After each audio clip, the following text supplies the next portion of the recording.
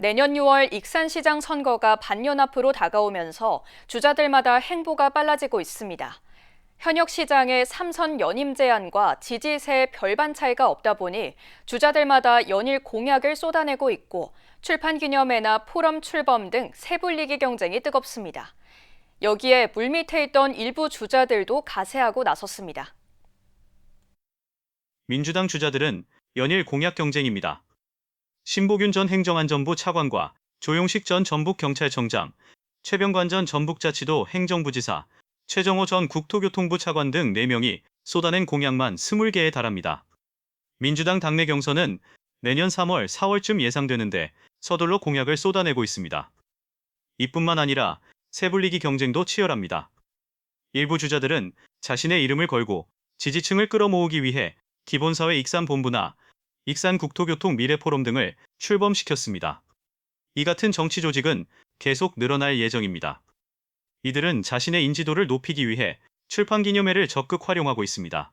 위기에 처한 우리 익산에도 변화의 흐름을 잇고 반드시 성과를 만들어내는 유능하고 실용적인 리더십이 절실합니다.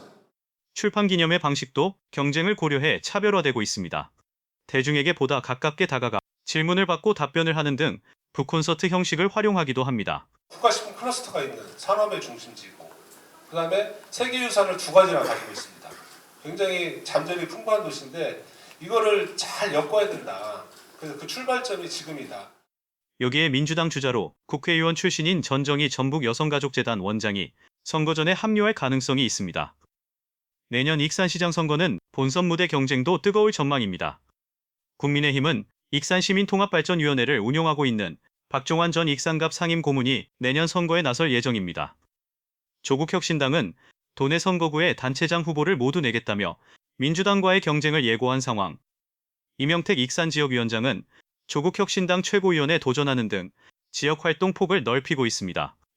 여기에 무소속 주자까지 가세하고 있습니다. 박경철 전 익산시장은 무소속으로 출마하겠다며 지역과의 소통을 강화하고 있습니다.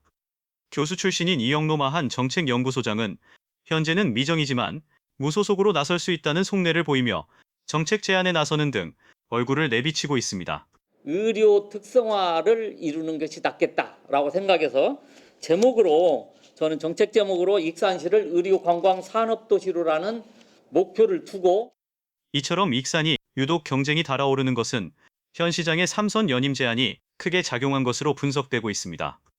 또 주자들마다 지지세에서 뚜렷한 차이가 없어 더욱 정치적 비전을 내세우는 경쟁에 불이 붙은 것으로 여겨집니다. 후보들 같은 경우가 비슷비슷하거든요. 여론도 그렇고 실제로 지지 부분도 마찬가지고. 근데 앞으로 이거에서 어떻게 판가름할 거냐라고.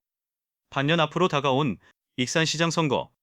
이례적일 만큼 경쟁 구도가 치열해지면서 후보 각각의 비전 제시, 현안과 쟁점에 대한 선점 경쟁 등 갈수록 선거 열기는 뜨거워질 전망입니다.